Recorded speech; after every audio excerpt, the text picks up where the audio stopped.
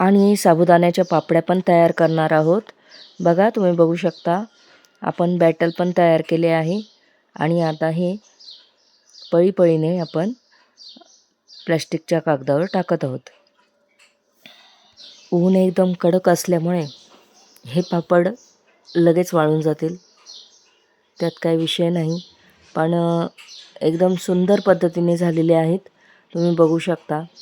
आता हे वाळल्यावर कळणारच आहे कसे झालेत, काय झालेत.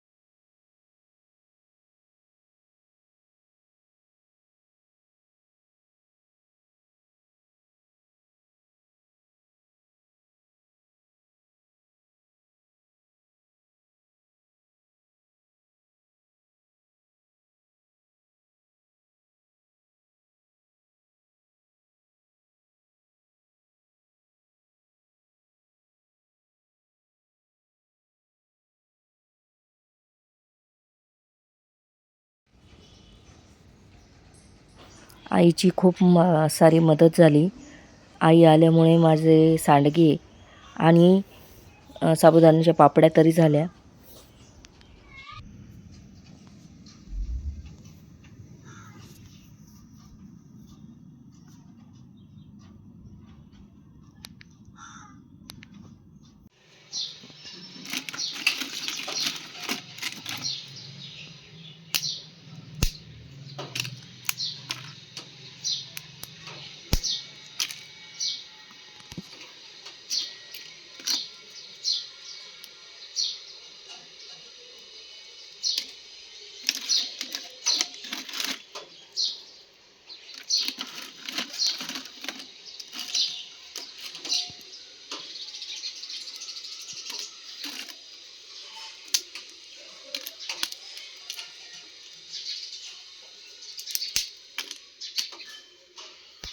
आज मी सांडगे करायला घेणार आहे. हे बघा, डाळ भिजवून तयार आहेत. बघा तुम्ही बघू शकता. ही भिजलेली डाळ मिक्सरवर वाटून घेणे आणि मग अशा प्रकारे त्याचं बॅटर तयार होतं आणि आपण एक एक एक एक एक एक असा या बॅटरचा आपण वडा किंवा सांडगे तोडणार आहोत. बघा तुम्ही बघू शकता. ऊन खूप आहे पण आम्ही सावलीला वडी तोडतो आहे. सावलीमध्ये वडे तोडून जरा बरं वाटलं आणि आई पण असल्यामुळे खूप मदत झाली. आई आणि मी आम्ही दोघींनी मिळून सांडगे तयार केलेत. खूप छान झालेत. तुम्ही बघू शकता. आता पुढे हे वाळल्यावर तुम्हाला दिसणारच आहे किती छान झालेत आणि त्याची टेस्टसुद्धा खूप छान आहे. आम्ही 1 किलो डाळ घेतली होती. 1 किलोचे प्रमाण होते, पण छान 1 किलोमध्ये पण भरपूर असे झालेले आहेत. मी आणि माझी आई अशा दोघी आहोत आत्ता टेरेसमध्ये. हे बघा तुम्ही बघू शकता. आईचा हात स्पीडने चाललेला आहे आणि तिला सवय असल्या कारणामुळे ती पटापट वडे तोडते आहे.